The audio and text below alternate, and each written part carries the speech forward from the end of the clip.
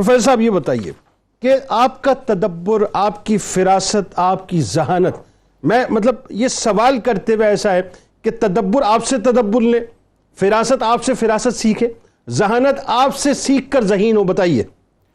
بسم اللہ الرحمن الرحیم والصلاة والسلام علی سید الانبیاء والمرسلین. جنید بھائی، آج جس ہستی کے حضور ہم خراج عقیدت پیش کر رہے ہیں، سب سے پہلی بات تو میں عرض کروں گا کہ امام نووی نے ریاض الصالحین میں اہل بیت کے فضائل کے والے سے جو باب باندھا ہے، تو اہل بیت کی تعظیم اور توقیر کرنے کے والے سے جو آیت وہاں وہ لائے ہیں، فرمایا کہ وَمَن يُعَظِّمْ شَعَائِرَ اللَّهِ فَإِنَّهَا مِن تَقْوَى الْقُلُوبِ، کہ جو شاعر اللہ ہیں ان کی تعظیم کرنا یہ دلوں کے تقوی سے ہے. اور اس شاعر اللہ کی بات کر کے آگے آپ لکھتے ہیں کہ اگرچہ یہاں حج کے شاعر مراد ہیں، حج کی نشانیاں مراد ہیں، لیکن معنی یہاں عمومی طور پر بھی لیا جائے گا اور اہل بیت بھی شاعر اللہ میں شامل ہیں، اور ان کی تعظیم و توقیر اسی طرح ہے جس طرح شاعر اللہ کی تعظیم کی جاتی ہے. آپ نے بات کی فراست کی، تدبر کی، ذہانت کی، تو اس میں یہ عرض کروں گا کہ ایک عام بندہ مومن کے حوالے سے نبی رحمت صلی اللہ علیہ وسلم نے ارشاد فرمایا، اتقوا فراست المؤمن فإنه ينظر بنور اللہ. مومن کی فراست سے بچو، وہ اللہ کے نور سے دیکھتا ہے. یہ تو ایک عام بندہ مومن کے حوالے سے بھی ہے. تو جو خون رسول ہو ان کی فراست، ان کے تدبر اور ذہانت کا کیا کہنا. اعلیٰ حضرت فاضل بریلوی رحمۃ اللہ علیہ فرماتے ہیں، خون خیر الرسول سے ہے جن کا خمیر، ان کی بیل و استینت پہ لاکھوں سلام. آب تطہیر سے جس میں پودے جمے، اس ریاض نجابت پہ لاکھوں سلام. تو ان کے تدبر، جی بالکل، ان کے تدبر، فراست اور ذہانت کا اندازہ لگائیے. ابھی ہاشمی صاحب نے جس مجلس کا ذکر کیا اور آپ نے بھی اس کی کیفیت کو بیان کیا، اس میں قاضی القضات حضرت یحییٰ بن اقسم نے بھی ایک سوال کیا تھا حضرت امام محمد تقی جواد رضی اللہ تعالیٰ عنہ سے.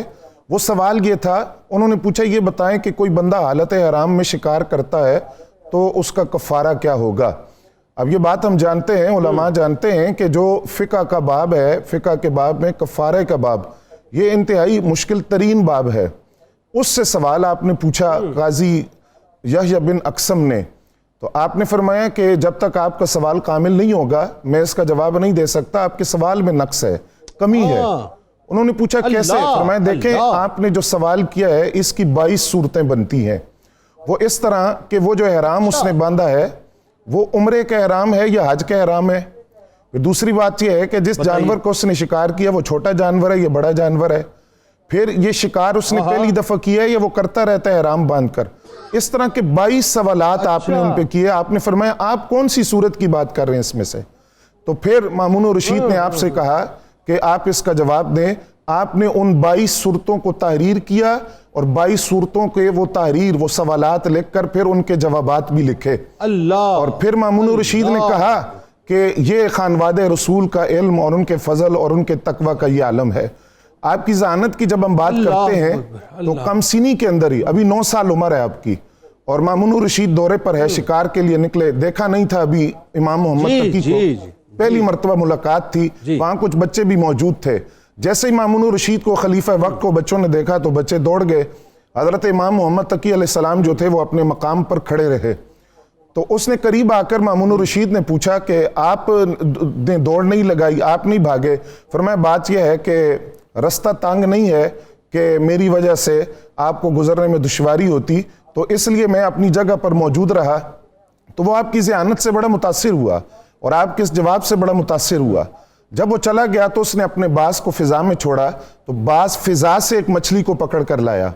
جب باز فضا سے مچھلی کو پکڑ کر لایا تو وہ خود مامون رشید اس بات پر بڑا حیران ہوا کہ یہ فضا سے مچھلی کس طرح پکڑ کر لایا، اور پھر اس کو اپنی مٹھی میں بند کر کے امام تقی سے واپسی پر پھر پوچھنے لگا کہ بتائیں میری مٹھی میں کیا ہے.